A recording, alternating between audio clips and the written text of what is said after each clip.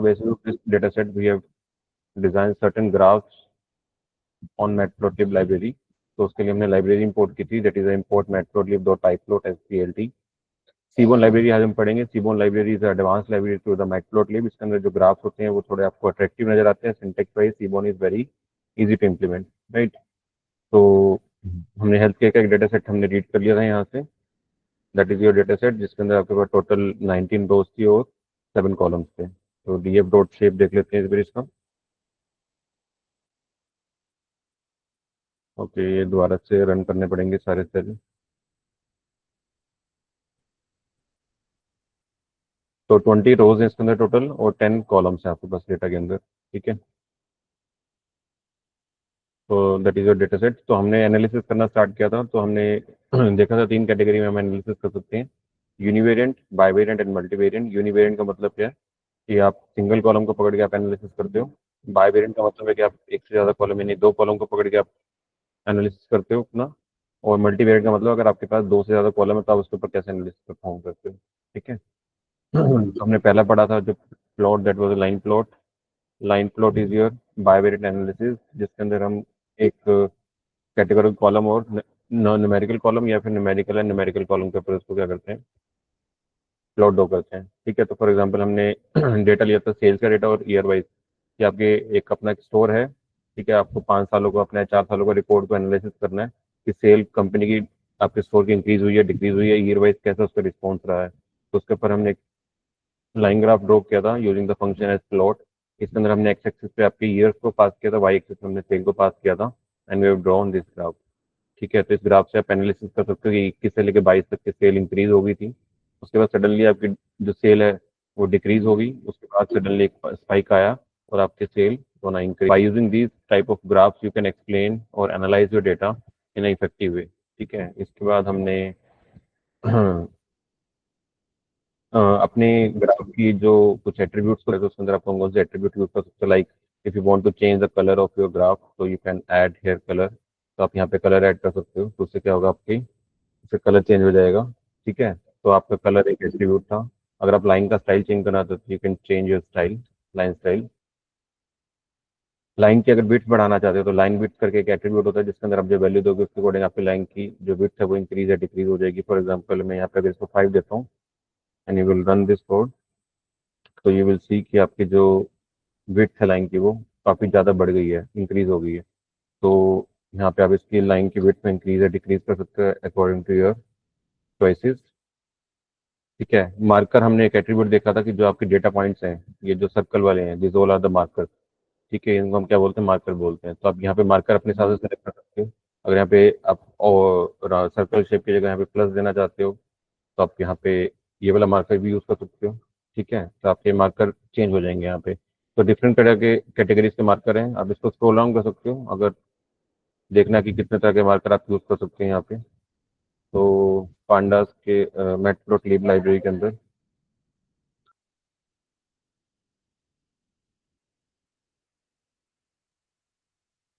इसकी डॉक्यूमेंटेशन में जाके मैटप्लॉटलिब की आप ये देख सकते हो इतने तरह के मार्कर्स अवेलेबल हैं आपके पास. डॉट है, कॉमा है, सर्कल शेप है, वी है. तो इस तरह के सारे मार्कर्स आप वहाँ पे ट्राई कर सकते हो. ठीक है. तो आप उससे अपने डेटा पॉइंट को हाईलाइट कर सकते हो कि आप किस तरह का मार्कर आप यूज करना चाहते हो.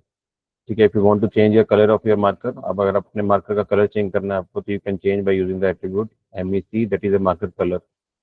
तो whatever the colour you want to choose you can give here directly. ठीक है. तो यहाँ पे आप कलर दे सकते हैं यहाँ पे. ठीक है. उसके बाद हमने देखा था कि अपने चार्ट को अपने एक्सिस को कैसे डिफाइन करना है कि आप एक्स एक्सिस पे क्या दे रहे हो और वाई एक्सिस पे क्या दे रहे हो. तो उसके लिए आपके पास फंक्शन है PLT dot x level. X level पे आप जो भी लेबलिंग करना चाहते हो अपने एक्स एक्सिस की वो यहाँ पे इन्वर्टेड कॉमा में देते हो. वाई लेवल के अंदर आप जो वाई एक्सिस को आप लेबल करना चाहते हो वाई एक्सिस का यहाँ पे देते हो. ठीक है. अगर आप अपने ग्राफ का टाइटल देना चाहते हो तो आप ग्राफ का टाइटल यहाँ पे यूजिंग द टाइटल फंक्शन आप दे सकते हो. शो फंक्शन से आपका क्या होता है, ग्राफ शो होने लग जाता है. नोटबुक, जुपिटर नोटबुक के अंदर ये फंक्शन मैंडेटरी नहीं है बट अगर किसी और आईडी में चलाओगे मैटप्लॉटलिब लाइब्रेरी को तो वहाँ पे फंक्शन ग्राफ को शो करने के लिए आपको ये शो फंक्शन लिखना पड़ेगा. ठीक है. जुपिटर नोटबुक के अंदर ये बिना शो फंक्शन के भी आपको ग्राफ डिस्प्ले हो जाता है. ठीक है. अगर आप ग्राफ के अंदर ग्रिड्स बनाना चाहते हो तो ग्रिड फंक्शन आप यूज कर सकते हो. उससे आपके पास एक ग्राफ ग्रिड फॉर्म हो जाएगा यहाँ पे. ठीक है. उसके बाद हमने पढ़ा स्कैटर प्लॉट। स्कैटर प्लॉट आपका बेसिकली बाई वेरिएंट एनालिसिस के लिए होता है कि अगर आपके पास दो न्यूमेरिकल कॉलम है, उसके बीच का आप रिलेशनशिप देखना चाहते हो कि कैसा रिलेशनशिप है, लीनियर है, नॉन लीनियर है, तो आप उसके लिए स्कैटर प्लॉट ड्रॉ करते हो हमेशा। तो मैक्सिमम एल्गोरिथम जो आप मशीन लर्निंग एल्गोरिथम पढ़ोगे उसमें आप स्कैटर प्लॉट जो जरूर बना के देखोगे। अगर आप लीनियर रिग्रेशन एल्गोरिथम लगा रहे हो तो सबसे पहले उसकी जो बेसिक फर्स्ट अजम्पशन है वो यही है कि आप डेटा की लिनियरिटी चेक करते हो।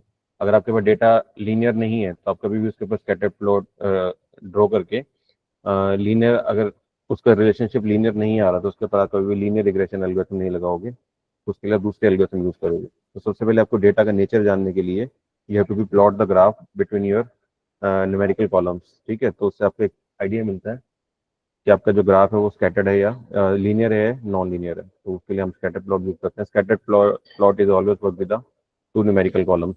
ठीक है, तो उसके बाद के अंदर के एट्रीब्यूट सेम है। कलर चेंज करना चाहो तो कलर एट्रीब्यूट सब चेंज कर सकते हो, मार्कर से चेंज कर सकते हो, मार्कर लेबल करना चाहते हो, टाइटल देना चाहते हो, these are the same throughout the जितने आप ग्राफ ड्रॉ करोगे सबके साथ ये फंक्शन चलेगा। ठीक है, एक्स एक्सिस कैसे दे सकते हो, वाई एक्सिस कैसे दे सकते हो, राइट। उसके बाद हमने पढ़ा था bar graph. Bar graph basically आपका काम करता है आपके कैटेगोरिकल कॉलम और न्यूमेरिकल कॉलम के बीच में, है ना। अगर आप ये देखना चाहते हो कि क्लास के अंदर टोटल कितनी मेल और फीमेल की स्ट्रेंथ है, ठीक है, तो उसके अकॉर्डिंग आप काउंट कर सकते हो और उसके अकॉर्डिंग ग्राफ बना सकते हो। तो उसके लिए आपका जो फंक्शन यूज होता है that is a PLT dot bar graph. तो उससे क्या होगा, आपके पास ये सारे बार ग्राफ बन जाएंगे। इससे आप एनालिसिस कर सकते हो क्लास के अंदर जो मेल है वो 200 है और जो फीमेल है वो अराउंड अबाउट 45 के आसपास है। ठीक है, तो by this analysis you can declare in the class, particular class उसके अंदर मेल की रेशियो ज़्यादा है as compare to female ratio. ठीक है।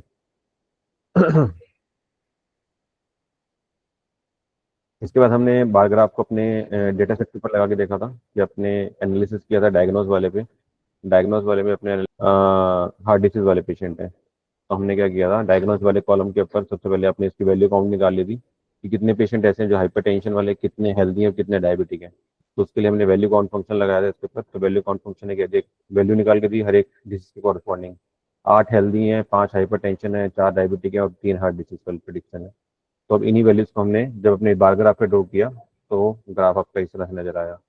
तो इससे आप एक एनालिसिस ले सकते हो कि आपके डेटा के अंदर मैक्सिमम पेशेंट हेल्दी हैं और जो सबसे जो कम पेशेंट हैं वो हार्ट डिसीज वाले हैं। ठीक है, तो you can take that outcome from your data set. तो इस तरह से आपके पास जो भी आपका डेटा होगा उस पर अगर आपको कोई एनालिसिस करके देखना है तो you can perform the bar graph over there. ठीक है, उसके बाद हमने पढ़ा था histogram. Histogram is just like कि आपके पास जो आपको एक रेंज फंक्शन है, एक रेंज के अंदर आपको वैल्यू देखनी है कि फॉर एग्जांपल आपके पास क्लास के अंदर हर वेट के बच्चे हैं तो आप उनका एक ग्रुप बनाना चाहते हो कि 60 से 70 वाले जो बच्चे हैं एक ग्रुप में हो जाओ, 70 से 80 वाले एक ग्रुप में हो जाओ, 80 से 90 वाले एक ग्रुप में हो जाओ। तो अगर आप ग्रुपिंग करना चाहते हो तो उसके लिए आप हिस्ट करते हो। ठीक है, तो हिस्ट प्लॉट बेसिकली एक आपका ग्रुप बना देता है। अब वो कितने ग्रुप्स बनाने हैं वो डिपेंड करता है आपके बिन साइज के ऊपर। बिन इज एन एट्रीब्यूट जो आपको ये बताता है कि आपको कितना साइज रखना है अपने ग्रुप का। ठीक है, तो जितने बिन्स आप यहाँ बनाना चाहते हो वो आप यहाँ पे दे सकते हो वैल्यू। ठीक है, तो उतने वो आपको बिन्स क्रिएट करके दे देगा यहाँ पे। सिमिलरली हिस्टोग्राम को अपने डेटा सेट के ऊपर हमने ब्लड प्रेशर वाले कॉलम पे चलाया था तो हमें उसके ये ग्राफ हमें मिला था यहाँ से। Today will see more function in matplotlib, like कि अगर आपको पाई चार्ट ड्रॉ करना है तो आप कैसे ड्रॉ करोगे। पाई चार्ट बेसिकली एक एनालिसिस के लिए होता है। फॉर एग्जांपल अगर आपको देखना है कि आपकी इंडिया की पॉपुलेशन में कितने परसेंट लोग गरीब हैं, कितने अमीर हैं और कितने मिडिल क्लास हैं, तो आप क्या करते हो, उसके पाई चार्ट ड्रॉ कर लेते हो जिससे आपको एक एनालिसिस निकल के आता है कि आपके कितने परसेंट लोग आपके इंडिया के जो है वो अमीर वाली कैटेगरी में आते हैं, कितने परसेंट जो लोग हैं वो आपके गरीबी कैटेगरी में आते हैं और कितने परसेंट लोग आपके मिडिल क्लास वाली कैटेगरी के अंदर आते हैं। तो अगर आपको परसेंटेज वाइज एक डेटा चाहिए तो उसके लिए आप पाई चार्ट का बेसिकली यूज करते हो। ठीक है, how will you use that. For example आपके पास कोई डेटा है जिसके अंदर कुछ वैल्यू एग्जिस्ट करती हैं, फॉर एग्जांपल 33 है, 100 है, 69 है। ठीक है, और आपके पास ये पर उसको मार्क्स दे लेते हैं, सब्जेक्ट है आपके पास उसके मार्क्स हैं।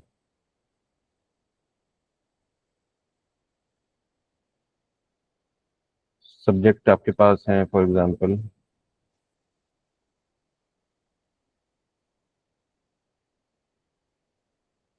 इंग्लिश है,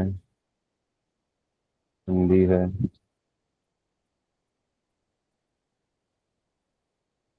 मैथ्स है।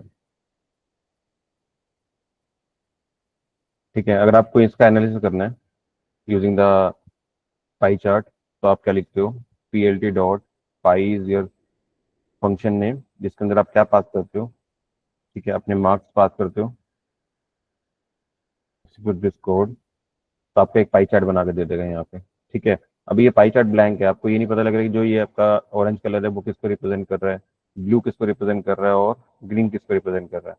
तो अगर हमें इन एरियाज को लेबल करना है तो इसके अंदर एक कॉलम, एक एट्रीब्यूट आता है लेबल करके। ठीक है, तो अब जो लेबल्स है वो आप किसके अकॉर्डिंग करना चाहते हो? मैं सब्जेक्ट के अकॉर्डिंग करना चाहता हूँ। मैं ये कहना चाहता हूँ कि इंग्लिश के अंदर कितने मार्क्स हैं, हिंदी के अंदर कितने मार्क्स है, और मैथ के अंदर कितने मार्क्स हैं आउट ऑफ 100। तो I will just put it here, किसके अकॉर्डिंग? सब्जेक्ट के अकॉर्डिंग। ठीक है,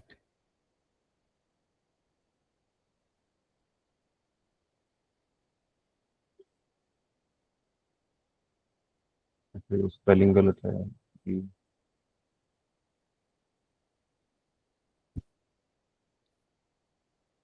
यू विल सी कि आपके पास एक लेबलिंग कर दिया आपने। ये जो ऑरेंज कलर है यानी हिंदी के मार्क्स हैं, इंग्लिश के मार्क्स आपके ब्लू कलर में, और मैथ के मार्क्स आपके ग्रीन कलर में है। इफ़ यू वांट कि परसेंटेज वाइज डेटा आपको यहाँ पे शो हो जाए कि कितने परसेंट डेटा आपका हिंदी को बिलोंग करता है, कितने कितने परसेंट डेटा आपका इंग्लिश में, और कितने परसेंट डेटा आपका मैथमेटिक्स में है, तो there is an another attribute known to be अ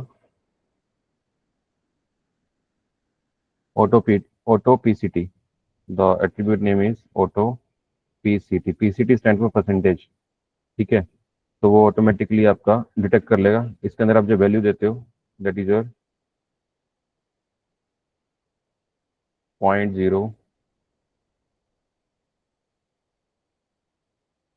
आपको 100% से मल्टीप्लाई मल्टीप्लाई करना है परसेंटेज निकालने के लिए। तो आप इसका क्या कर देते हो? फ्रैक्शन बार ले लेते हो पार्ट, दैट इज 0.1।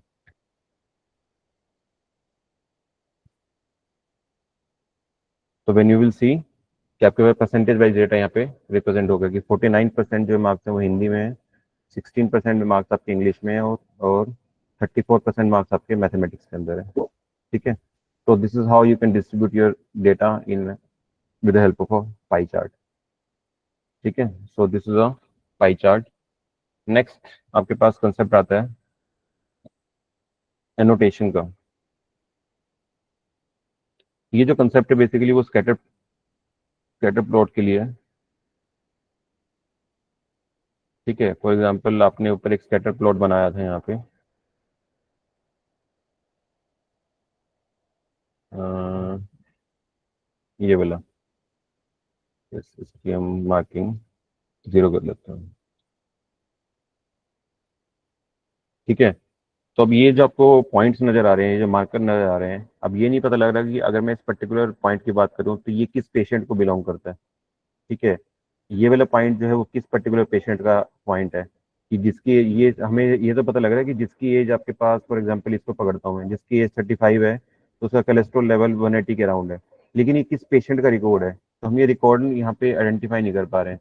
तो अगर मेरे को हर पॉइंट को यहाँ पे लेबल करना हो कि हर पॉइंट किस पर्टिकुलर पेशेंट का रिप्रेजेंट कर रहा है, ठीक है, तो उसके लिए हमें एक हर एक पॉइंट को अगर हम रिप्रेजेंट कर पाएंगे तो उसके लिए हम कंसेप्ट यूज करते हैं एनोटेशंस का। उसको हम क्या बोलते हैं? एनोटेशंस। इसका मतलब हर एक पॉइंट को आप यहाँ पे पॉइंट करना चाहते हो कि पर्टिकुलर जो पॉइंट है वो किस पर्टिकुलर बंदे का बिलोंग करता है, ठीक है, किससे बिलोंग करता है।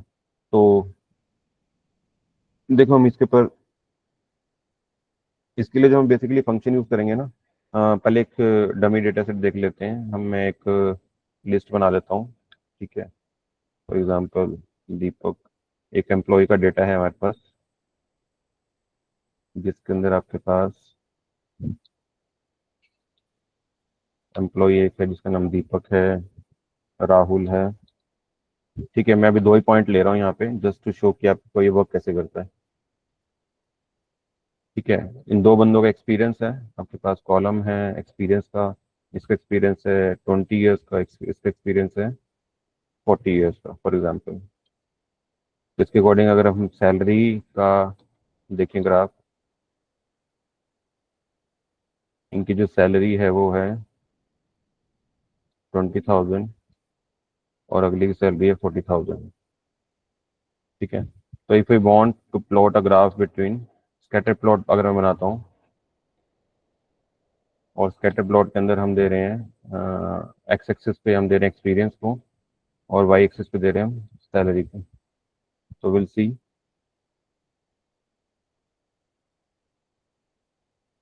PLT। तो ये आपके देखो, ये दो, हमने दो ही डेटा पॉइंट का डेटा बनाया था, डमी डेटा बनाया हुआ है कि ये जो पॉइंट है पर्टिकुलर, इसका एक्सपीरियंस 20 साल का है, तो इसकी सैलरी 20,000 है। ठीक है, इसका जो एक्सपीरियंस है वो 40 साल का है, और इसका एक्सपीरियंस, इसकी सैलरी भी 40,000 है। लेकिन अगर ये हमें दोनों पॉइंट्स पता नहीं लग रहे हैं कि दोनों पॉइंट हैं किसके लिए। ठीक है, तो अगर इसका हम लेबल कर पाए कि ये जो पर्टिकुलर पॉइंट है, इस ये किस बंदे का है, वो दीपक का है, और ये वाला जो पॉइंट है वो किसका है, वो राहुल का है। ठीक है, तो अगर इस पर्टिकुलर पॉइंट का अगर हम यहाँ पे लेबल करना चाहें, तो उसके लिए हम यूज करते हैं एनोटेशन। ठीक है, तो उसके लिए हम यहाँ पे फंक्शन लिखते हैं PLT डॉट टेक्स्ट। इसके अंदर हम तीन पैरामीटर पास करते हैं, हम कोऑर्डिनेट पास करते हैं बेसिकली, कि जो फर्स्ट कोऑर्डिनेटर है वो क्या हमारा 20 और 20,000। तो यहाँ क्या लिखेंगे, 20 और 20,000 वाला जो कोऑर्डिनेट है, उसका जो हम टेक्स्ट देना चाह रहे हैं, वो हम क्या देना चाह रहे हैं, दीपक नाम से उसको देना चाह रहे हैं, लेबल करना चाह रहे हैं। ठीक है, और इसी तरह से सेकंड पॉइंट है, उसके जो कोऑर्डिनेट है दैट इज 40,000, और इसका जो लेबल है वो क्या है, राहुल है। ठीक है, तो when you run this code, you will get the marking होगी आपके पर्टिकुलर लेबल्स के ऊपर, ये जो पॉइंट है वो दीपक का है, और ये जो पॉइंट है वो राहुल का है। ठीक है, तो अगर अपने स्कैटर प्लॉट के अंदर अगर आप हर एक पॉइंट को पॉइंट करना चाहो, तो you can point by this way. ठीक है, ऑल्दो आप ये चीज़ें मैनुअली नहीं लिखते हो, कि अगर आपके पास डेटा सेट के अंदर बहुत सारे पॉइंट्स हैं, तो आप इसको मैनुअली एक एक एंट्री नहीं लिखते हो, आप इसको लूप के अंदर डाल देते हो, है ना, फॉर लूप के अंदर डाल देते हो, तो वो आपके डेटा से फेच करता रहता है, कोऑर्डिनेट्स को भी और आपकी वैल्यूज को भी। ठीक है, तो this is the concept of, इसको हम बोलते हैं एनोटेशन, जिसमें हम अपने हर एक पॉइंट की लेबल्स करते हैं, उसको हम मार्किंग कर देते हैं उसको। ठीक है, नेक्स्ट आता है आपके पास सब प्लॉट्स।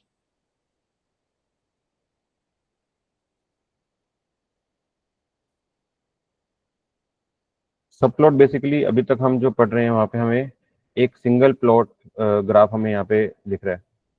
ठीक है, हमने क्या किया, एक सिंगल ही ग्राफ को ड्रॉ किया।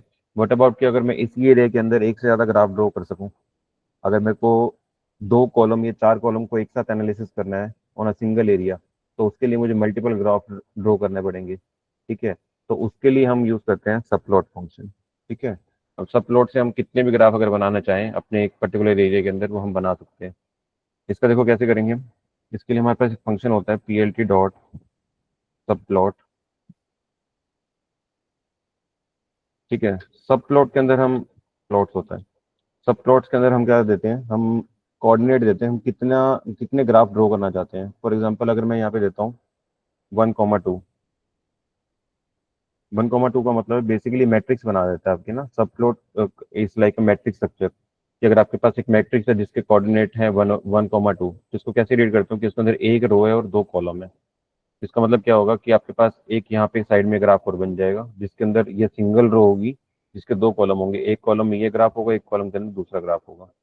अगर मैं यहाँ पे इसको 2 क्रॉस 2 कर देता हूँ, इसका मतलब होता है कि आपके पास 2 क्रॉस 2 का मतलब होता है कि टोटल कितने ग्राफ बनेंगे, दो रो होंगी और दो ही कॉलम होंगे, तो टोटल चार ग्राफ बना सकते हैं इसके अंदर आप, 2:2। इसका मतलब दो रो होंगी ऐसी, एक रो ये होगी, एक रो इसके नीचे होगी, और दो कॉलम होंगे, तो total one graph, second graph, third graph इसके नीचे, फोर्थ ग्राफ यहाँ पे। ठीक है, तो जितने ग्राफ आप यहाँ पे प्लॉट करना चाहते हो, उतनी की आप मैट्रिक्स यहाँ पे देते हो। ठीक है, ये आपको PLT सब प्लॉट फंक्शन दो एट्रीब्यूट्स रिटर्न करता है, एक होता है फिग, एक होता है एक्सिस। ठीक है, फिग क्या होता है, मैंने बताया था लास्ट क्लास में भी, जो फिग होता है आपका, ये बेसिकली ये आपका बॉक्स होता है, ये जो बॉक्स है पूरा, अब ये पॉइंट छोड़ दो, ओनली इस बॉक्स को देखो, ये जो पूरा बॉक्स है वो एक फिग है, फिग मतलब फिगर, फिगर एरिया जिसको हम बोलते हैं, है ना। और एक्सिस क्या होती है, जिस एक्सिस के कोरस्पॉन्डिंग हम ग्राफ बना रहे हैं। फॉर एग्जाम्पल ये हमने ग्राफ बनाया, दो डॉट्स बनाए हमने किसी पर्टिकुलर एक्सिस को लेकर। ठीक है, तो फिग और एक्सिस दो पैरामीटर, तब जब भी आप ग्राफ ड्रॉ करते हो तो ये दो पैरामीटर रिटर्न होते हैं। फिग वो एरिया होता है जहाँ पे आप अपने ग्राफ को बनाना चाहते हो, एक्सिस वो एरिया होता है जहाँ पे आप ग्राफ बनाते हो एक्चुअल में, एक्स एक्सिस और वाई एक्सिस के कॉरेस्पॉन्डेंस में। ठीक है, तो ये जो फंक्शन है आपका बेसिकली दो पैरामीटर रिटर्न करता है, that is your fig and axis. अब इसके थ्रू हम अपने ग्राफ को प्लॉट करते हैं। ठीक है, तो जो पहला आपका ग्राफ प्लॉट होगा, अब हमको जब ग्राफ बनाना है तो हम एक्सिस की बात करेंगे। ठीक है, फिग की बात नहीं है, फिग हमें ओनली वो एरिया देते हैं जहाँ पे हम अपना ग्राफ को ड्रॉ कर सकते हैं। एक्चुअल में जो ग्राफ ड्रॉ करेंगे वो हम एक्सिस के थ्रू करेंगे। अब अगर आप ये बताओ कि अगर आपके पास यहाँ पे चार ग्राफ हैं तो मैट्रिक्स को कैसे जूम करते हो? फॉर एग्जाम्पल,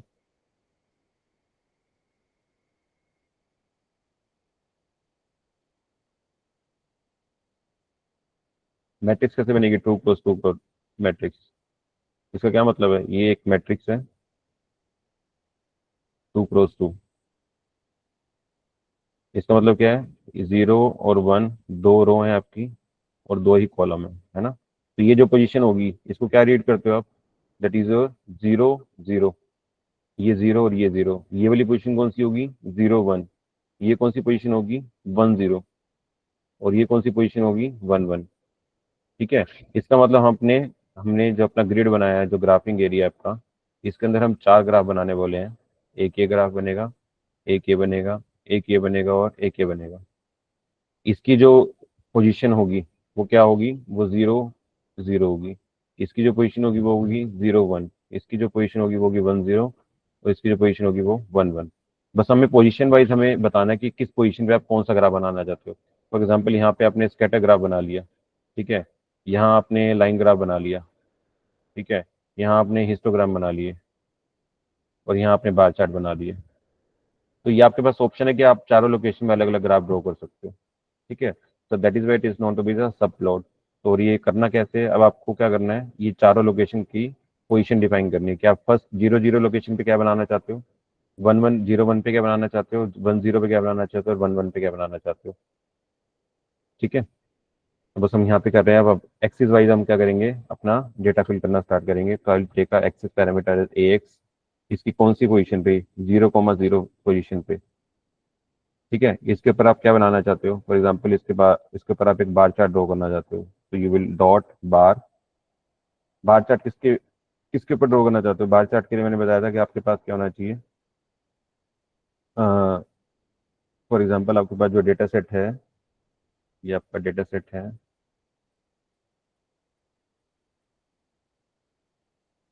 आप यहाँ पे बार चार्ट ड्रॉ कर लो पेशेंट आईडी के बीच में और एज कॉलम के बीच में। ठीक है, तो विल सी, यहाँ से एट्रीब्यूट कॉपी कर लेते हैं। हम चारों जगह पे अलग अलग ग्राफ बना के देखेंगे कि चारों जगह पे अलग अलग ग्राफ कैसे बनते हैं। तो विल एक्सिस डीएफ के पेशेंट आईडी और डीएफ के एज कॉलम के बीच में।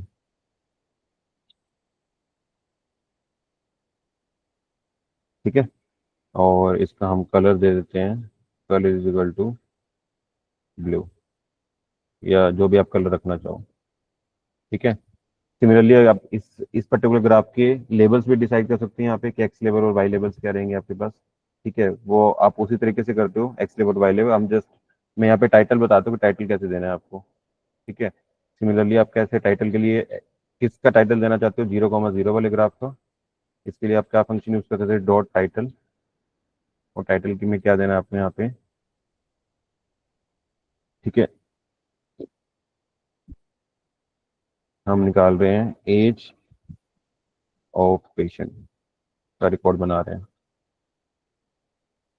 ठीक है, ये आपका हो गया जीरो कोमा जीरो वाली एक्सिस के ऊपर। सिमिलरली अब आप चारों एक्सिस ड्रॉ करोगे, तो मैं इसको जस्ट कॉपी पेस्ट कर रहा हूँ, मैं इसमें चेंज कर लूंगा।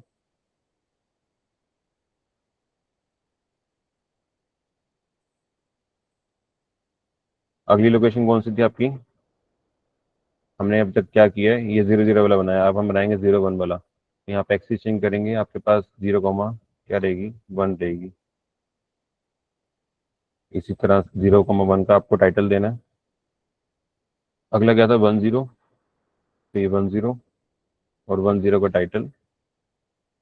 और अगला क्या रहेगा आपका 1-1।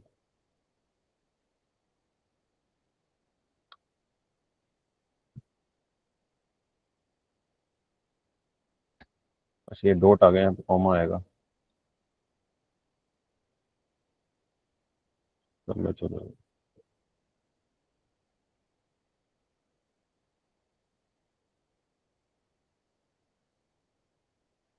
ठीक है।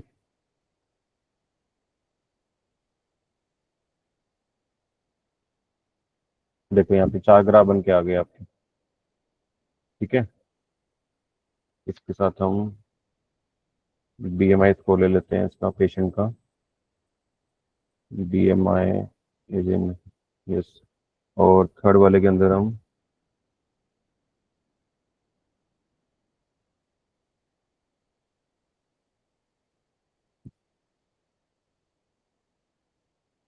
थर्ड वाले के अंदर हम स्कैटर प्लॉट बना के देख लेते हैं। स्कैटर प्लॉट हम बना लेते हैं किस किस के बीच में, BMI और ब्लड प्रेशर के बीच में बना लेते हैं। दोनों न्यूमेरिकल कॉलम है आपके। तो यहाँ पे मैं लाइन ग्राफ बना लेते हैं यहाँ पे बार ग्राफ की जगह। तो प्लॉट फंक्शन यूज करते हैं, यहाँ पे हम स्कैटर ग्राफ बना लेते हैं इसके बीच में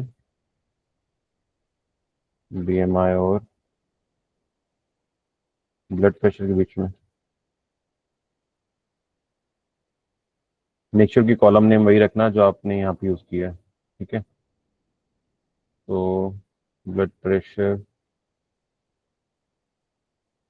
जब हम इस तरह के ग्राफ प्लॉट कर रहे होते हैं तो we can not use a simple function as title, will use at here set title.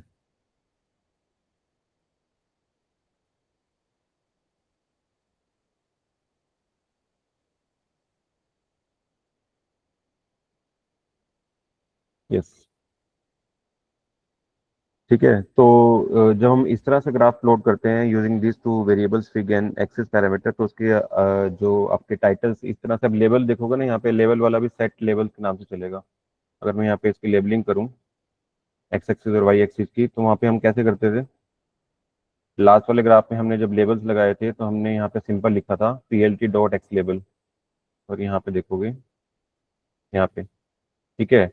तो लेकिन अगर इसको आप एक्सिस और फिग वेरिएबल के थ्रू एक्सेस कर रहे हो तो यहाँ पे फंक्शन नेम चेंज हो जाएगा आपका सेट।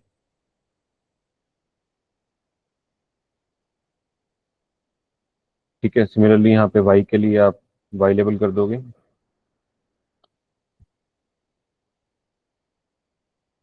यहाँ पे आप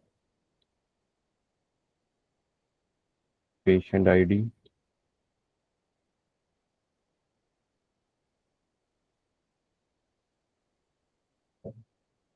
और वाई वाले पे यहाँ पे वाई लेबल कर दोगे, वाई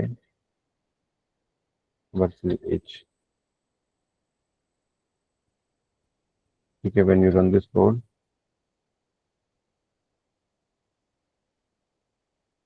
अब तो दिक्कत होगी भाई।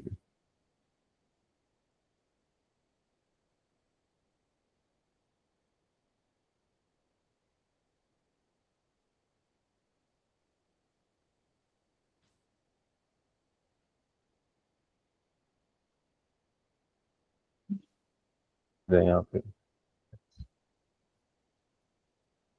यस। ठीक है। ये ओवरलैप करके यहाँ पे age of patient versus age column. Okay, ये इसने सब में चला दिया इसको। तो आई कीप इट हेयर,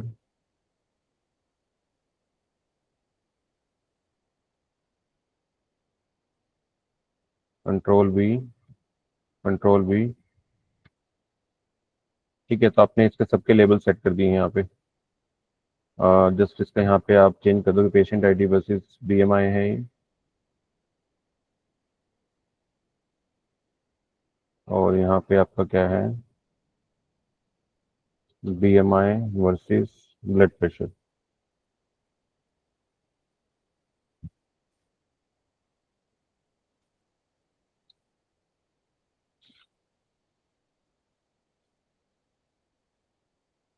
सी। ठीक है, ये ऊपर आ रहा है क्योंकि ये इस वाले के एक्स एक्सिस का वो लेवल है यहाँ पे। ठीक है, तो कहने का मतलब ये है कि आप चार ग्राफ इकट्ठे प्लॉट कर सकते हो और चारों पे एनालिसिस अलग अलग करके देख सकते हो यहाँ पे। ठीक है, यहाँ पे आपने हिस्टोग्राम बनाया या आपने स्कैटर प्लॉट बनाया या आपने बार ग्राफ बनाया और या आपने लाइन ग्राफ बनाया। ठीक है, तो using this function as a subplot function you can draw a multiple graph in a single column. ठीक है, so this is from the matplotlib library. यहाँ से आप ये सारे फंक्शंस यूज कर सकते हो और इसमें से आप अपने डेटा के ऊपर एनालिसिस कर सकते हो। राइट, नेक्स्ट हम पढ़ेंगे सीबोन लाइब्रेरी के बारे में। सीबोन लाइब्रेरी के अंदर इतना तामझाम नहीं होता जितना हम यहाँ पे कोड लिख रहे हैं। वो बहुत सिंपल लाइब्रेरी है, आपको वहाँ पे इतना कोड करने की जरूरत नहीं होती। That is why seaborn is very famous. ठीक है, तो हम नेक्स्ट जो पढ़ रहे हैं वो हम पढ़ रहे हैं सीबोन।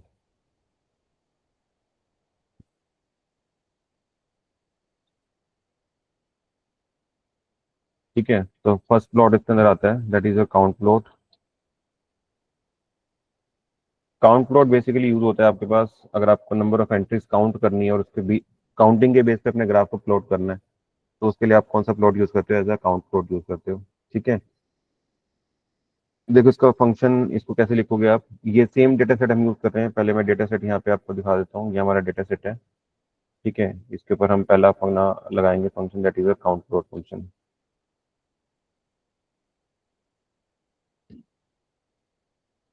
काउंट प्लॉट हम किसके ऊपर करेंगे? जैसे हमने बार ग्राफ बनाया था डायग्नोस के ऊपर, इसी के ऊपर हमने, देखो ऊपर जाके मैं आपको डायग्नोस वाला बार ग्राफ दिखाता हूँ। यस, हमने डायग्नोस के ऊपर हमने बार ग्राफ बनाया था कि हमारे पास कितने हेल्दी हैं, कितने हाइपरटेंशन है, कितने डायबिटिक है और कितने हार्ट डिसीज है। सेम ग्राफ हम अपने टीबोन लाइब्रेरी से बनाएंगे। यहाँ पे हमने क्या किया था, पहले वैल्यू काउंट फंक्शन लगा के वैल्यू को काउंट किया था। उसके बाद हमने एक्स एक्सिस और वाई एक्सिस पे उसके इंडेक्सेस और वैल्यूज को पेस्ट किया था। तो ये सारा काम सीबोन लाइब्रेरी के अंदर काउंट प्लॉट अपने आप से हैंडल कर लेता है। वो अपने आप से वैल्यूज निकाल लेता है, उसको हमें वैल्यूज निकाल के देने की जरूरत नहीं होती है। तो you have to be just write the syntax as S N S. S वो वाला ऑब्जेक्ट है जो हमने यहाँ पे क्रिएट किया था, लाइब्रेरी जो हमने इंपोर्ट की थी। जब भी सीबोन को यूज करोगे तो you have to be import this package as seaborn as S. तो इसको आप सबसे पहले अपने जुपिटर नोटबुक के अंदर क्या करोगे, इंपोर्ट करोगे, तभी आप इसका यूज कर सकते हो। ठीक है, तो इसके सारे फंक्शन यूज करने के लिए हम एस वाले इसका ऑब्जेक्ट का यूज करेंगे। तो एस डॉट, यहाँ पे क्या आप देते हो, आप काउंट प्लॉट। प्रॉपरली आप यहाँ पे लिखते हो काउंट प्लॉट। इसके अंदर जो पैरामीटर्स होते हैं, वो पैरामीटर में सबसे पहला पैरामीटर होता है डेटा। किस डेटा के ऊपर आप ये करना चाहते हो? तो हमारा जो डेटा है वो किसके अंदर स्टोर है? हमारा डीएफ के अंदर स्टोर है, डेटा फ्रेम के अंदर। तो मैं यहाँ पे डेटा देता हूँ डीएफ। इसके अंदर से आप किसके ऊपर पूरे डेटा के अंदर, इस डीएफ वाले डेटा के अंदर किसके ऊपर आप अपना काउंट प्लॉट लगाना चाहते हो? तो वहाँ पे आप उसको देते हो आप एक्स एक्सिस के अंदर। यहाँ पे एक्सिस यहीं पे डिफाइन हो जाती है। तो एक्स एक्सिस के ऊपर आप क्या दे रहे हो? हम डायग्नोस वाले कॉलम पे लगाना चाह रहे हैं। तो you just copy this diagnosis and paste it here. तो जब आप इसको रन करोगे you will get this bar graph. ठीक है, इतने हाइपरटेंशन आए हैं, इतने हेल्दी हैं, इतने डायबिटिक हैं, इतने हार्ट डिसीज वाले पेशेंट हैं। देखो इसने अपने आप एक्सिस बना दी इसने। ठीक है, डायग्नोस वाले को एक्स एक्सिस पे ले आया, काउंट वाले को वाई एक्सिस पे ले आया। मैटप्लॉटलिब लाइब्रेरी के अंदर हमें ये एक्सटर्नली करना पड़ता था, है ना, हमें एक्स और वाई लेबल्स बताने पड़ते थे कि आप उनका नाम रखना चाहते हो। लेकिन सीबोन लाइब्रेरी इसको खुद से हैंडल कर लेती है। अब आपको एक्सटर्नली बताने की जरूरत नहीं है। यू जस्ट गिव कि आप एक्स एक्सिस पे किसको किसके ऊपर काउंट प्लॉट लगाना चाहते हो। फॉर एग्जाम्पल अगर आप यहाँ पे स्मोकिंग स्टेटस पे लगाना चाहते हो तो जस्ट कॉपी दिस कॉलम। ठीक है, काउंट प्लॉट बेसिकली आपकी जितनी कैटेगरीज का डेटा है उसको काउंट करने के बाद उसका जो बार ग्राफ बनाता है उसके लिए हम यूज करते हैं कंट्रोल बी। तो जस्ट ये देखो, आपके डेटा के अंदर स्मोकर और नॉन स्मोकर दोनों इक्वल रेशो में हैं, दोनों ही 10-10 हैं। ठीक है, तो आप इजीली यहाँ से एनालिसिस करके बता सकते हो। ऑल्दो दोनों ग्राफ सेम लगते हैं, ठीक है, लेकिन आपको सिंटेक्स वाइज सीबोन लाइब्रेरी ज़्यादा इजी है। ये सिंगल सिंटेक्स के अंदर हमने इसका पूरा पैराग्राफ बना लिया। ठीक है, अगर आप इसके अंदर एक पैरामीटर होता है ह्यू करके, कॉमा HUE, इसके अंदर आप क्या देते हो कि आपने जो ये अपना डायग्नोज किया, फॉर एग्जांपल आपने यहाँ पे किया, I just copy this parameter. अभी मैं इसको हटा रहा हूँ, विल जस्ट सी।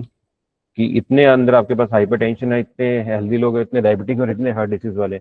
अब इसके अंदर आप और एनालिसिस करके देखना चाहते हो कि आपको ये तो पता है कि डायग्नोसिस में आपने ये बीमारियां निकाल ली, लेकिन अगर आपको ये एनालिसिस करना है कि कितने ऐसे मेल है जिनको हाइपरटेंशन है, कितनी फीमेल्स हैं, अगर आप जेंडर वाइज को कैटेगराइज करना चाहते हो डेटा को, कि आपको ये तो पता लगे कि आपके अंदर इतनी बीमारियां वाले इतने लोग हैं, हेल्दी लोग जो लोग हैं वो 8 हैं, 5 आपके हाइपरटेंशन वाले, इसमें से कितने जो है वो मेल है और कितने फीमेल है, जिसके बेस पे अगर इसको कैटेगराइज करना चाहते हो तो यहाँ पे एक पैरामीटर होता है ह्यू करके, इसके अंदर आप क्या देते हो कि जिसके बेस पे आप इसकी कैटेगराइजेशन करना चाहते हो। फॉर एग्जाम्पल मैं इसको जेंडर की बेस पे कैटेगराइज करना चाहता हूँ, तो I give this gender column as a hue parameter. देखो यहाँ पे क्या होगा,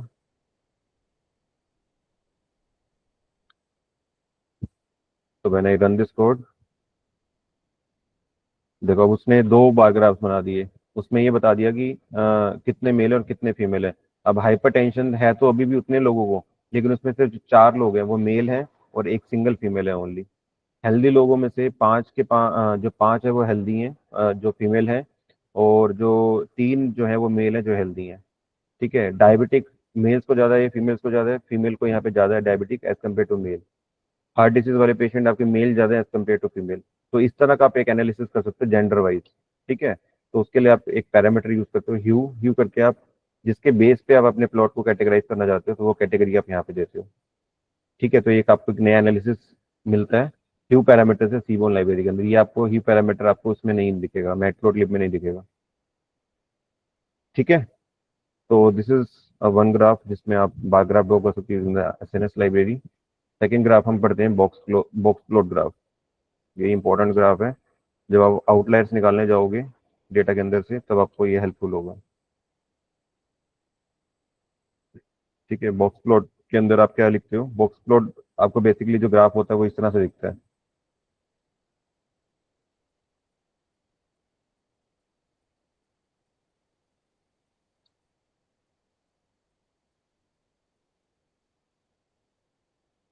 ये होता है आपका बॉक्स प्लॉट ग्राफ। एक बॉक्स बना होता है, उसके 2 रेंज होती है, एक मिनिमम वैल्यू होती है, एक होती है मैक्सिमम वैल्यू।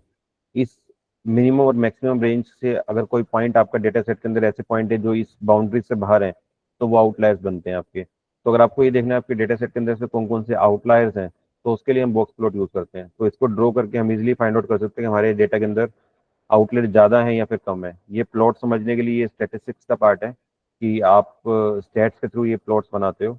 ठीक है, आप यहाँ से मिनिमम और मैक्सिमम रेंज डिफाइन करते हो, लेकिन जो बॉक्स प्लॉट है आपका वो इनबिल्ट फंक्शन आपको देता है जिसमें अंदर वो आपकी मिनिमम और मैक्सिमम रेंज खुद से सेट कर देता है और उसके अकॉर्डिंग आपको आउटलायर्स ड्रॉ करके दिखाता है। ठीक है, तो बेसिकली ये आउटलायर्स डिटेक्शन के लिए होता है। अगर आपको ये देखना है कि आपके डेटा के अंदर आउटलायर है या नहीं है तो ये आप यूज़ करोगे बॉक्स प्लॉट ग्राफ। ठीक है, तो अगर आपको निकालना है कि आप ये देखना चाहते हो कि आपका जो बीएमआई लेवल है वो आपका स्मोकिंग स्टेटस के अकॉर्डिंग कैसा है। ठीक है, कि जो स्मोकर है उनका बीएमआई ज़्यादा है कम है, या नॉन स्मोकर उनका बीएमआई ज़्यादा है कम है। तो will see on that using the box plot. तो आप यहाँ क्या यूज़ करोगे, S N S dot S N S is an object of seaborn library. यहाँ पे आप यूज़ करोगे box plot as a function. इसके अंदर आप पैरामीटर वही पास करोगे किस डेटा के ऊपर अप्लाई करना है। डेटा हमारा डीएफ के अंदर है, इसके ऊपर आप एक्स पैरामीटर में एक्स एक्सिस पे क्या देना चाहते हो कि आपका स्मोकिंग स्टेटस।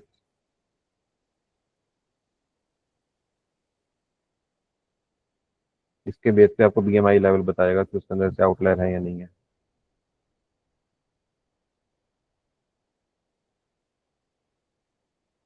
और वाई एक्सिस पे आप क्या दोगे, बीएमआई।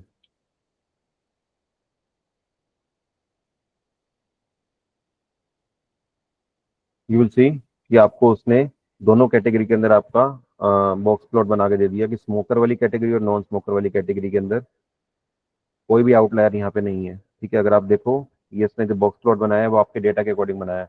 अगर कोई भी आउटलायर होता है यहाँ पे तो आपको यहाँ पे इस बाउंड्री, ये जो बाउंड्री है आपकी, ये मिनिमम वैल्यू है मैक्सिमम वैल्यू है, तो या तो आपको पॉइंट्स यहाँ पे नजर आते या फिर पॉइंट्स यहाँ पे नजर आते, तो आप उनको पॉइंट्स को देख के बोल सकते थे कि आपके डेटा के अंदर आउटलायर है। ठीक है, अगर आप स्मोकिंग कैटेगरीज के ऊपर एनालिसिस कर रहे हो।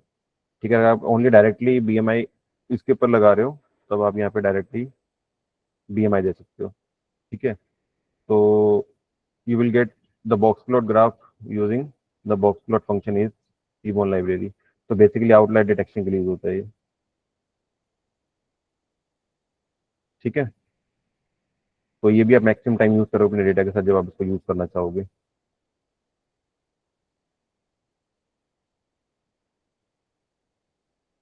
अगर सिंगल कॉलम पे लगा के देखना है तो आप डायरेक्टली ये भी यूज कर सकते हो, SNS डॉट बॉक्स प्लॉट।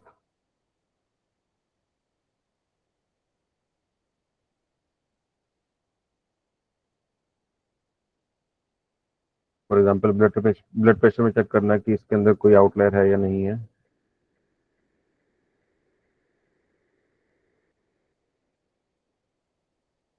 मैं इसको कमेंट कर देता हूँ।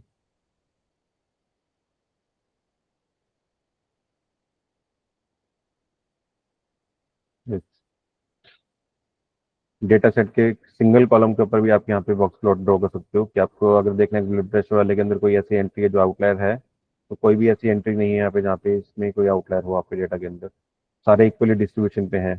ठीक है, तो ये आप एक सिंगल सिंगल कॉलम पे भी लगा के देख सकते हो, और अगर आपको कैटेगरी वाइज अपने बॉक्स प्लॉट ड्रॉ करना है तो आप यहाँ पे एक्स एक्सेस और वाई एक्सेस पे अपनी कैटेगरीज और वो वाला कॉलम जिसके ऊपर आपको बॉक्स प्लॉट प्लॉट करना है उसके अकॉर्डिंग आपको वो बना के दे देगा। ठीक है, नेक्स्ट आता है आपके पास वॉयलेंट प्लॉट।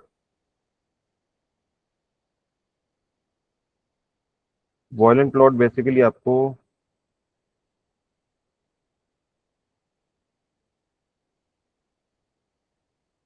वॉल्यूम प्लॉट आप डेटा का डिस्ट्रीब्यूशन के लिए होता है, डेटा डिस्ट्रीब्यूशन के लिए। ये ग्राफ ज़्यादा यूज़ नहीं करती, ये आप डाटा का डिस्ट्रीब्यूशन देखते हो कि डेटा आपका जो है वो नॉर्मली डिस्ट्रीब्यूटेड है या नहीं है। नॉर्मली डिस्ट्रीब्यूशन का क्या मतलब है कि अगर आपके पास डेटा नॉर्मली डिस्ट्रीब्यूटेड होगा तो वो डेटा आपका इस तरह से दिखेगा, वो आपका बेल लाइक स्ट्रक्चर में होगा। बेल लाइक स्ट्रक्चर मतलब यहाँ पे जो मैक्सिमम जो यहाँ पे जो मीन की वैल्यू होगी वो आपकी जीरो होगी। कि नॉर्मल डिस्ट्रीब्यूशन का मतलब होता है कि आपके पास जो डेटा है वो इक्वली डिस्ट्रीब्यूटेड है, उसके अंदर कोई बाइसनेस नहीं है। फॉर एग्जाम्पल आपके पास एज का जो कॉलम है, ठीक है, उसके अंदर एज है 21 और एक का एज है 100, एक एज है 200।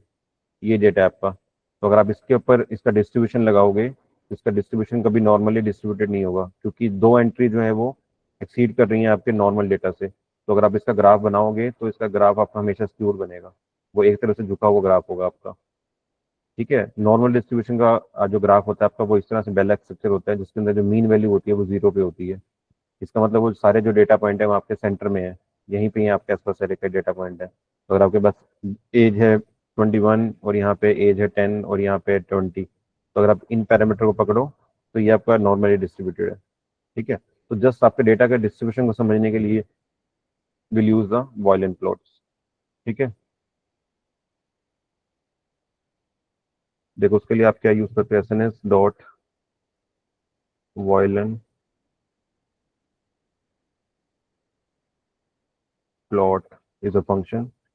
इसके अंदर आप अगेन वही पास करते हो डेटा, किस डेटा के ऊपर आपको लगाना है DF, किसके ऊपर लगाना है आपको एक्स एक्सिस और वाई एक्सिस। एक्स एक्सिस पे आप फॉर एग्जांपल आप कर रहे हो वॉलेंट प्लॉट, आप डिस्ट्रीब्यूशन देखना चाह रहे हो कि आपका जो ब्लड प्रेशर है उसके कॉरेस्पॉन्डिंग डायग्नोसिस जो हुआ है उसका जो डिस्ट्रीब्यूशन है वो कैसा डिस्ट्रीब्यूशन है। तो हम एक कॉलम ले लेते हैं एक्स एक्सिस पे अपना डायग्नोसिस और वाई एक्सिस पे ले लेते हैं ब्लड प्रेशर।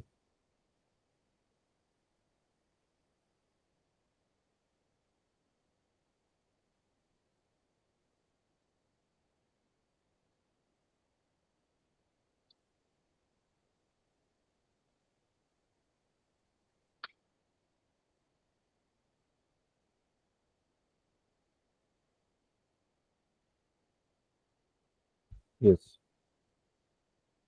तो वॉयलेंट प्लॉट जो है बेसिकली आप अगर अंदर का इसका स्ट्रक्चर देखोगे वॉयलेंट प्लॉट का, ठीक है, ये आपको एक बॉक्स प्लॉट दे रहा है यहाँ पे अंदर। ठीक है, बॉक्स प्लॉट्स के बाहर आपको एक बाउंड्री बना के दे रहे हैं यहाँ पे। अगर आप इसको ये आपका वर्टिकल स्ट्रक्चर, अगर इसको हॉरिजॉन्टल स्ट्रक्चर आप मानो, फॉर एग्जांपल यह ग्राफ आपका इस तरह से बना हुआ है,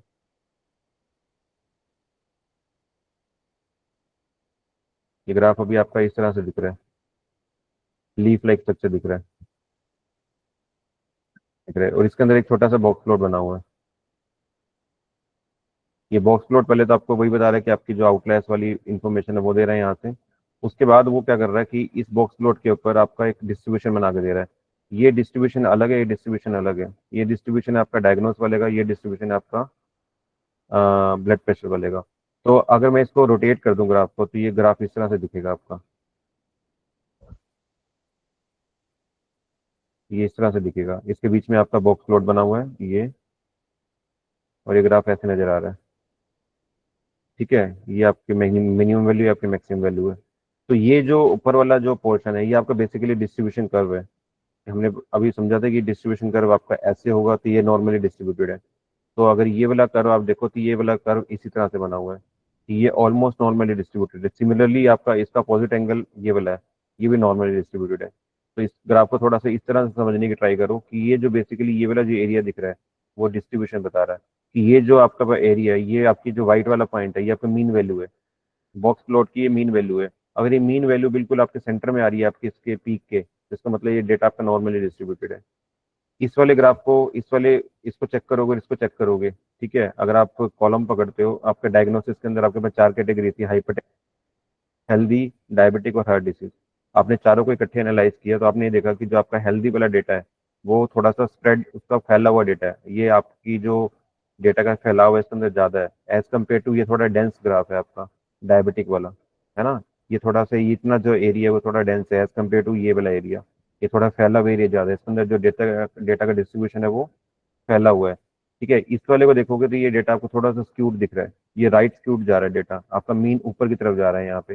इसका मतलब ये डेटा का झुकाव इस तरफ है, जहाँ पे भी पीक बन रही है डेटा की, तो वो आपकी इसके आसपास बन रही है, तो ये डेटा आपका स्क्यूड है। ठीक है, इसी तरह से अगर इस वाले को जज करोगे तो ये भी हल्का सा लेफ्ट स्क्यूड है, ये आपका नॉर्मली डिस्ट्रीब्यूटेड है। ठीक है, यहाँ पे आपका जो डेटा का वेरिएंस है वो सबसे मिनिमम, डेटा आपका बहुत ज़्यादा फैला हुआ डेटा आपका। ठीक है, कि आपका जो डेटा का डिस्ट्रीब्यूशन है वो किस तरह से, अगर डेटा आपका नॉर्मली डिस्ट्रीब्यूटेड है तो आप उसके अंदर से काफ़ी इंसाइट्स निकाल सकते हो डेटा से। अगर डेटा नॉर्मली डिस्ट्रीब्यूटेड नहीं होता है तो हम स्टैटिस्टिक्स के अंदर उसको क्या करते हैं, पहले नॉर्मल डिस्ट्रीब्यूशन के अंदर लेके आते हैं। उसके बहुत सारे एल्गोरिथम्स हैं। जब आप स्टैटिस्टिक्स पढ़ोगे सेकेंड ईयर में या कभी हमें मौका मिलेगा, तो यू विल सी कि उसके अंदर बहुत सारे डिस्ट्रीब्यूशन आप देखते हो, है ना। तो अगर डेटा आपका नॉर्मली डिस्ट्रीब्यूटेड नहीं है तो आप उसको डिस्ट्रीब्यूशन में लेके आते हो, नॉर्मली डिस्ट्रीब्यूशन में लेके आते हो, कन्वर्ट करते हो उसको। ठीक है, तो बेसिकली बाइलिंग ग्राफ आपका वहाँ पे यूज होगा अगर आप डेटा का डिस्ट्रीब्यूशन समझना चाहते हो। ठीक है, नेक्स्ट आता है आपके पास स्कैटर ग्राफ। ये वही वैसे ही है जैसे हमने मैटप्लॉटलिब के अंदर पढ़ा कि अगर आप दो न्यूमेरिकल वैल्यू को आपस में कंपेयर करना चाहते हो तो उसके लिए आप क्या यूज करते हो, स्कैटर ग्राफ। तो उसके लिए आप क्या यूज करोगे, एसएनएस डॉट स्कैटर प्लॉट। इसके अंदर आप डेटा के अंदर पैरामीटर दोगे डीएफ कॉमा, एक्स एक्सिस और वाई एक्सिस पे आप किस किस के बीच करना चाहते हो। तो एक्स एक्सिस पे आप ले लेते हो, कोई भी न्यूमेरिकल कॉलम पकड़ लो, फॉर एग्जांपल आपका ब्लड प्रेशर है और बीएमआई है, और वाई एक्सिस पे मैं ले लेता हूँ BMI. BMI is also in numerical column. Make sure कि जब भी आप स्कैटर प्लॉट यूज करो तो दोनों क्वांटिटी आपकी न्यूमेरिकल होनी चाहिए। तो this is scatter plot in SNS. ठीक है, देखो उसने आपके एक्सेस को खुद से ही प्लॉट कर दिया। हाँ, एक बात ध्यान रखना कि इसके अंदर जब आप टाइटल देते हो अपने ग्राफ को, तो टाइटल के लिए आपके पास एसएनएस इस लाइब्रेरी के अंदर कोई फंक्शन नहीं है। ठीक है, तो यहाँ पे आपको, अगर आपको ग्राफ का टाइटल देना है, तो आपको मैटप्लॉटलिब वाली ही लाइब्रेरी यूज करनी पड़ेगी। तो उसके लिए हमने जो ऑब्जेक्ट बनाया था that is a PLT dot title. तो स्कैटर ग्राफ,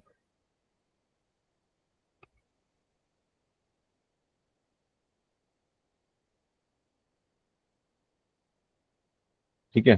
तो सीबोन के अंदर अपना कोई ऐसा पैरामीटर नहीं है टाइटल करके, तो उसके लिए अगर आपको ग्राफ का टाइटल देना है तो आप उसको मैटप्लॉटलिब के पीएलटी फंक्शन से टाइटल दे सकते हैं। ठीक है,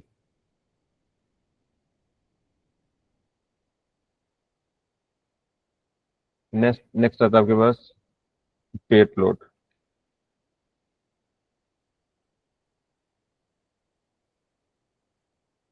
पेयर प्लॉट बेसिकली हम यूज करते हैं कि अगर आपको एक दूसरे के दो कॉलम्स के बीच का रिलेशनशिप निकालना हो कि दो चीजों के पेयर, बेसिकली हम दो दो का पेयर्स बनाते हैं ना। अगर दो कॉलम्स का अगर मेरे को एक दूसरे से रिलेशनशिप देखना है, कैसे रिलेशनशिप है उनका, तो उसके लिए हम पेयर प्लॉट यूज करते हैं। ठीक है, तो कैसे यूज करोगे इसको? SNS dot pair plot.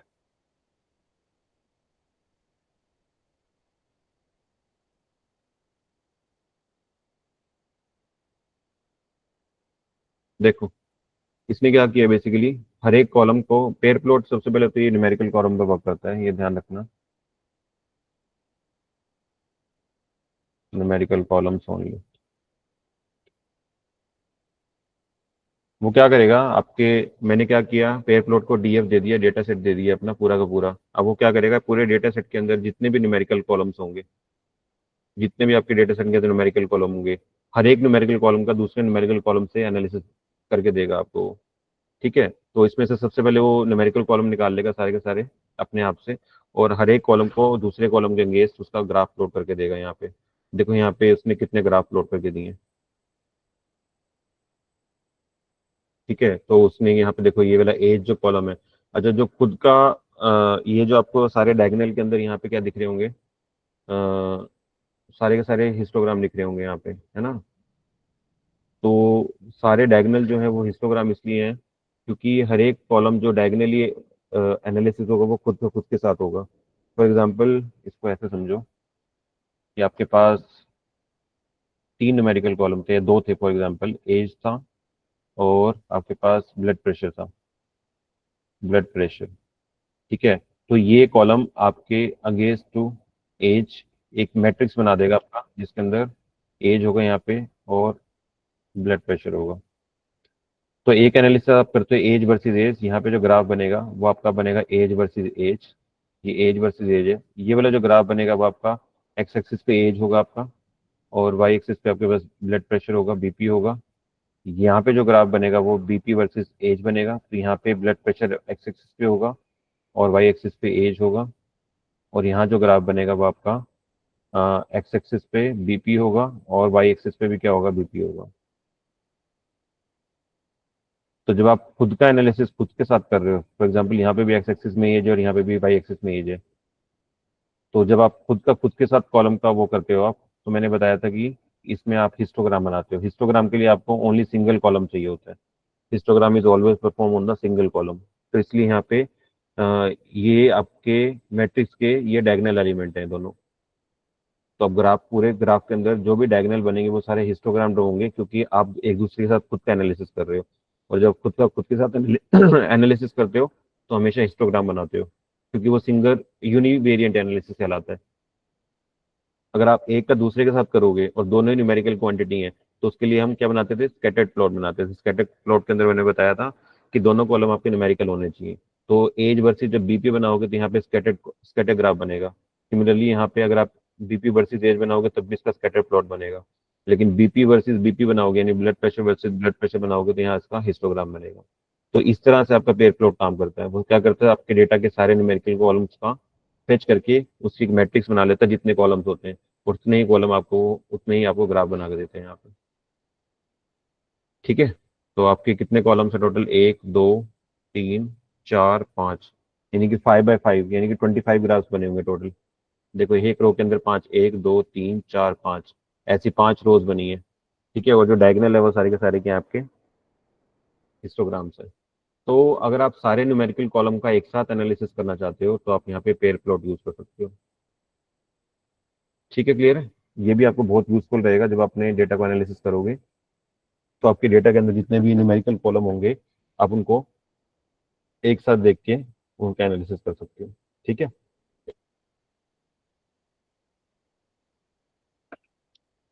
Next आता है आपके पास हीट मैप।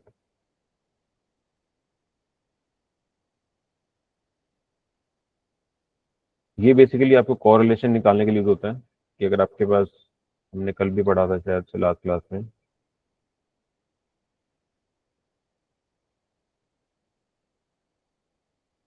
कोरिलेशन की जो वैल्यू बताई थी मैंने वो 0 से लेके 1 के बीच में होती है। कोरिलेशन बेसिकली क्या होता है कि अगर आपको दो कॉलम्स के बीच में आपस में रिलेशन देखना है कि कैसा कॉल इनका आपस में, फॉर एग्जांपल यहाँ पे एक कॉलम है एज और एक कॉलम है बीपी। अगर आपको ये देखना है कि ये दोनों कॉलम आपस में कितने कोरिलेटेड हैं, ठीक है, इनका आपस में कोई रिलेशन लेना देना है या नहीं है। क्योंकि अगर इन दोनों को कोई, फॉर एग्जांपल आप एज और बीपी के बेस पे आप क्या कर रहे हो, डायग्नोस कर रहे हो कि पेशेंट को पर्टिकुलर बीमारी कौन सी है, ठीक है। अगर ये दोनों कॉलम आपस में कोरिलेटेड नहीं है कि एज का बीपी से कोई लेना देना नहीं और बीपी का एज से कोई लेना देना नहीं, इसका मतलब दोनों इंडिपेंडेंट कॉलम है, ठीक है। तो इसका मतलब है कि अगर आप एक कॉलम को हटा दोगे यहाँ से, अगर आप एक कॉलम को हटा रहे हो यहाँ से, तो उसका दूसरे कॉलम पे कोई इफेक्ट नहीं आने वाला, क्योंकि इससे कोई रिलेशन में नहीं है वो। लेकिन हाँ, अगर आप एक के हटाने से दूसरे को फर्क पड़ता है, तो वो आपस में कॉलम कोरिलेटेड है, हाईली कोरिलेटेड है। अगर मैं यहाँ से बीपी हटा देता हूँ, ठीक है, तो ओनली एज की बेस पे आप डायग्नोस प्रिडिक्ट नहीं कर सकते। और अगर यहाँ से मैं एज हटा सकता हूँ, तो बीपी के बेस पे आप प्रिडिक्ट कर सकते हो उसको डायग्नोस कौन सा है। इसका मतलब ये कि दोनों कॉलम आपस में रिलेटेड तो हैं, लेकिन वो उतने हाईली कोरिलेटेड नहीं है, ठीक है। ऐसे कॉलम बहुत सारे मिलेंगे आपके पास जिनका रिलेशन आप दूसरे एक दूसरे के साथ बहुत स्ट्रांग होगा। वो कैसे पता लगेगा आपको कि एक कॉलम का दूसरे कॉलम के साथ रिलेशनशिप कितना स्ट्रांग है? तो उसके लिए हम क्या निकालते हैं, कोरिलेशन निकालते हैं। कोरिलेशन इज अ फंक्शन जो रिटर्न करता है आपका वैल्यू 0 से 1 के बीच में, 0 to 1। अगर आपके पास जो वैल्यू है वो 0 के क्लोज होगी, इसका मतलब है जिन कॉलम्स के ऊपर आप कोरिलेशन निकाल रहे हो उनका रिलेशनशिप आपस में स्ट्रांग नहीं है। जितना वो 1 के क्लोज होगा, उसका मतलब है उन दोनों कॉलम के बीच वो स्ट्रॉन्ग रिलेशनशिप है। तो वो जो वैल्यू होती है 0 से 1 वाली बीच में, वो डिपेंड करती है, वो डिसाइड करती है कि जो दो कॉलम जिसके बेस पे आप उन दोनों कॉलम का रिलेशनशिप निकालना चाह रहे हो वो कितना स्ट्रॉन्ग है। अगर वो वैल्यू नेगेटिव में आ जाती है, तो इसका मतलब ये है कि वो उन दोनों कॉलम का आपस में कोई लेना देना नहीं, वो दोनों कॉलम आपस में इंडिपेंडेंट है, ठीक है। तो इसी कोरिलेशन को शो करने के लिए हम फंक्शन यूज करते हैं अपना, हीट मैप फंक्शन, ठीक है। तो देखो अभी कैसे करेंगे।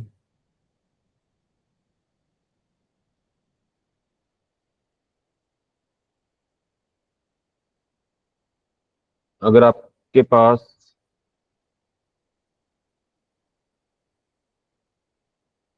सबसे पहले आप क्या निकालते हो इसके अंदर, कोरिलेशन मैट्रिक्स निकालते हो, ठीक है। वो कोरिलेशन मैट्रिक्स आपको निकाल के देनी पड़ेगी अपने हीट मैप को। अब वो कोरिलेशन मैट्रिक्स के लिए आप कौन कौन से कॉलम्स यूज करते हो, किन किन के बीच में आपको कोरिलेशन निकालना है। फॉर एग्जांपल आपको दो कॉलम के बीच में कोरिलेशन निकालना है, या तीन कॉलम ले लेते हैं जिसके अंदर हम ले लेते हैं, एक तो एज ले लेते हैं, एक ब्लड प्रेशर ले लेते हैं, और कोलेस्ट्रॉल ले लेते हैं। चलो ये चारों ले लेते हैं, चारों आपके पास क्या है, न्यूमेरिकल कॉलम्स है। तो एज, ब्लड प्रेशर, कोलेस्ट्रॉल और हार्ट रेट, हम देखते हैं कि इन चारों का आपस में कोरिलेशन कैसा है। इसके लिए हम एक कोरिलेशन मैट्रिक्स बनाएंगे, ठीक है। तो वो कोरिलेशन मैट्रिक्स के लिए हम फंक्शन यूज करते हैं को CORR function, that is your pandas का जो फंक्शन था हमने पढ़ा था लास्ट क्लास के अंदर, ठीक है। तो what I will write here, DF का हमें कौन कौन से कॉलम्स एनालिसिस करने हैं। एक तो आपको एज कॉलम निकालना है, सेकंड आपको ब्लड प्रेशर चाहिए था,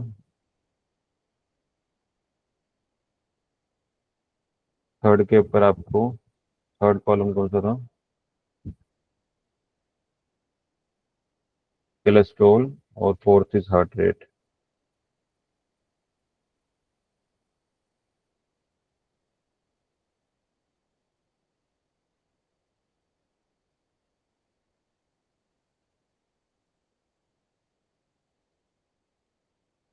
मेक श्योर कि जो कॉलम के नेम ऊपर हो वही यहाँ पे रखोगे, नहीं तो एरर आएगा, ठीक है। इन सारे कॉलम्स के ऊपर आपको क्या लगाना है, कोरिलेशन फंक्शन लगाना है। तो कोरिलेशन फंक्शन हम यूज करते हैं .CORR, that is inbuilt function is pandas, ठीक है। तो इसका जो कोरिलेशन आएगा उसको मैं किसी वेरिएबल के अंदर शो करा लेता हूँ। वो वेरिएबल हम अपने हीट मैप को देंगे। मैं यहाँ पे कोरिलेशन नाम का एक वेरिएबल बना लेता हूँ एंड रन दिस कोड। तो आपके पास एक कोरिलेशन मैट्रिक्स बन के आ जाएगी यहाँ पे। देखो ये मैट्रिक्स बन के आ गई, age versus age, age versus blood pressure, age versus cholesterol, age versus heart rate, blood pressure versus age. ये सारे मैट्रिक्स आपस में कितने कोरिलेशन में है। हर एक कॉलम जो खुद से कोरिलेटेड होगा वो हमेशा 1 की वैल्यू पे आएगा, क्योंकि हर कॉलम अब खुद से क्या होता है, हाईली कोरिलेटेड होता है। तो age versus age, blood pressure versus blood pressure, cholesterol versus cholesterol, heart rate versus heart rate, इन सब में वैल्यू आपको 1 मिलेगी, क्योंकि ये आप अपने कॉलम को खुद से ही एनालाइज कर रहे हो, इनका खुद से ही कोरिलेशन निकाले, तो वो हमेशा खुद से ही कोरिलेशन हमेशा 1 रहेगा। अगर आप इसको मेजर करो एज वर्सेस ब्लड प्रेशर, तो ये देखो वैल्यू कितनी आ रही है, 0.98 आ रही है, which is very close to 1। इसका मतलब है कि एज और जो ब्लड प्रेशर है दोनों आपस में बहुत ही हाईली कोरिलेटेड कॉलम है। इसका मतलब दोनों दोनों ही कॉलम आपके पास इंपॉर्टेंट है। जब हम फीचर सिलेक्शन करते हैं तब हम कोरिलेशन मैट्रिक्स निकालते हैं कि आपको कौन से फीचर्स यानी कौन से इनपुट कॉलम्स को रखना है और कौन से इनपुट कॉलम्स को हटा देना है। तो हटाने से पहले हम उसका कोरिलेशन चेक कर लेते हैं हर एक कॉलम का दूसरे कॉलम के साथ। अगर उसकी वैल्यू क्लोज टू 1 आती है तो इसका मतलब वो दोनों कॉलम आपस में हाईली कोरिलेटेड है। ठीक है, देखो हमारे डेटा के अंदर ऑलमोस्ट सारे ही कोरिलेशन में है, सबकी वैल्यू 0.97 क्लोज टू 1 है। ठीक है, तो बस हम इसी के कॉरेस्पॉन्डिंग हम एक क्या बनाते हैं, इसका एक हीट मैप। तो उसके लिए हम यूज करते हैं SNS डॉट हीट मैप, और इसके अंदर हम पास कर देते हैं अपना वेरिएबल। तो देखो आपके पास एक ग्राफ बन के आ जाएगा इस तरह से। ये यहाँ पे आपके पास एक रेंज दी हुई है, कोरिलेशन वाली रेंज, कि जितने आपके पास कोरिलेशन है वो आपके इस रेंज में लाई करते हैं। ठीक है, तो देखो जितने आपके पास कलर फेडेड होंगे, जो फेडेड कलर है इसका मतलब वो हाईली कोरिलेटेड है, और डार्क कलर्स होंगे आपके हीट मैप के अंदर, उसका मतलब उनका कोरिलेशन उतना वीक है। ये बात ध्यान रखना, जब भी हीट मैप को रीड करोगे तो जब भी आप किसी फेड कलर को देखोगे, लाइट कलर को देखोगे, तो इसका मतलब उसकी जो वैल्यू है वो क्लोज टू 1 है। जितने आपके पास डार्क कलर्स होंगे जैसे ये ब्लैक है तो वो उतना ही कम कोरिलेटेड होगा। तो हीट मैप को ऐसे रीड किया जाता है। ठीक है, तो अगर आप यहाँ पे इसका एनालिसिस देखना चाहो कि एज वर्सेस एज, तो उसका जो आपका ये स्क्वेयर आ रहा है that is a close to 1, इसका मतलब दोनों कॉलम आपस में हाईली कोरिलेटेड है। अगर यहाँ पे हार्ट वर्सेस कोलेस्ट्रॉल देखना चाहो कि हार्ट और कोलेस्ट्रॉल का क्या रिलेशन है, तो उसका रिलेशनशिप 0.97 आ रहा है। ठीक है,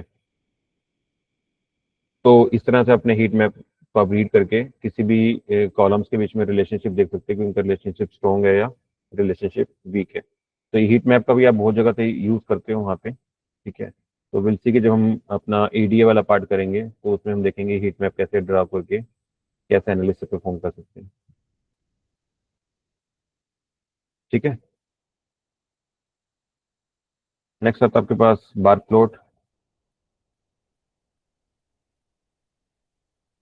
ये सिंपल है, आपके पास आपको बार्स बना के दे देगा वो। SNS dot bar plot,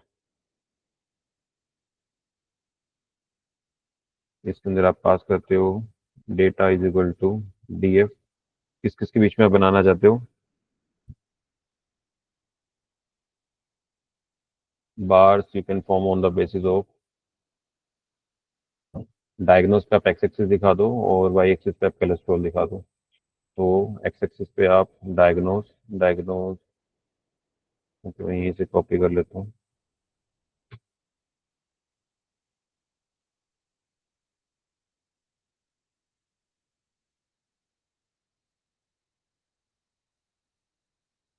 parameter is data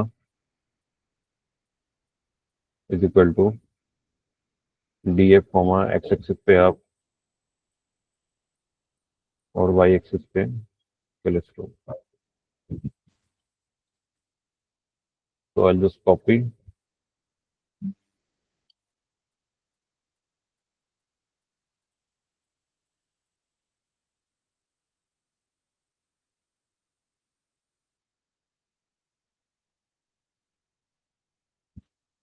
ठीक है, बार प्लॉट बे इसके ये वाले ग्राफ के अंदर और हमने जो ऊपर काउंट प्लॉट बनाया था उसके अंदर आप एक डिफरेंस नोट करोगे।